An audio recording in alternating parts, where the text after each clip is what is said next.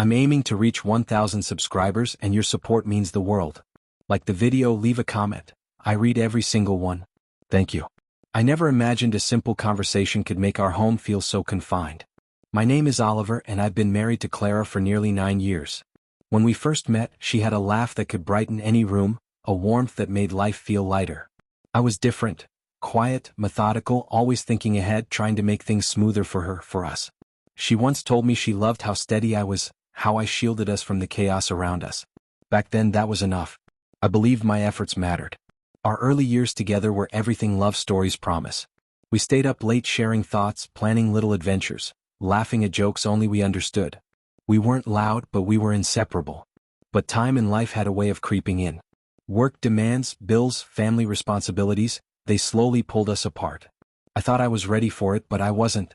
It began with small things, subtle comments, quiet withdrawals. The smiles that once greeted me now felt obligatory, the joy absent. I tried to talk, but conversations felt one-sided. I blamed stress, work, anything but myself. Then came the words that cut deeper than I could have imagined. One Tuesday evening, I made her favorite meal, set the table perfectly, the kitchen filled with the aroma of roasted garlic and rosemary. I expected even a flicker of gratitude. Instead, she looked at me tiredly and said, "Oliver, I don't think I'm happy with you anymore. Nothing you do seems to matter." For a moment, the world tilted. It wasn't anger or sadness that hit me first, it was disbelief. How had it come to this? My years of effort, my love, meant nothing? I replayed her words endlessly. I tried harder, of course. Weekend trips, little surprises, handwritten notes. Anything to remind her, to remind us of the Clara who once lit up every room. But nothing changed. The gestures were met with indifference, polite words without feeling. Slowly, I realized that in forcing happiness for her, I was losing myself. Every effort that went unreturned chipped away at my own joy and self-worth. Quietly, without drama, I decided to stop. No more extra notes, no more surprise dinners, no more bending myself into shapes she no longer recognized or wanted. I focused on myself, on simply existing without expectation. And then it happened. Clara noticed. At first, subtly. She tried small talk at breakfast, made gestures that felt tentative.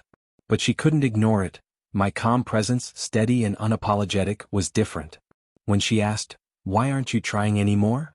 I said simply, "I stopped because I realized I was the only one doing it." The realization hit her. Not with anger, not sadness, fear. Fear of losing the life we had built. Over the next days she began trying differently, small, genuine efforts to reconnect.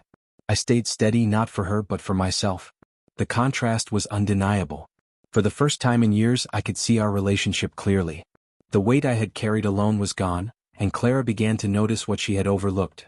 The quiet patience, the consistent care, the loyalty without demand. We didn't return to who we were instantly. The spark didn't suddenly reignite. But a balance formed. She began meeting me halfway. I was no longer exhausted by carrying the weight of our happiness alone. We discovered a new rhythm, built on mutual effort, recognition, and respect. Walking into our home now, I see the little things, the smiles, the gestures, but with clarity, not desperation. Clara has learned what I knew all along. Happiness isn't given, it's built together. Sometimes, love needs a pause, a step back to be fully understood. And in stepping back, I found not only respect but peace.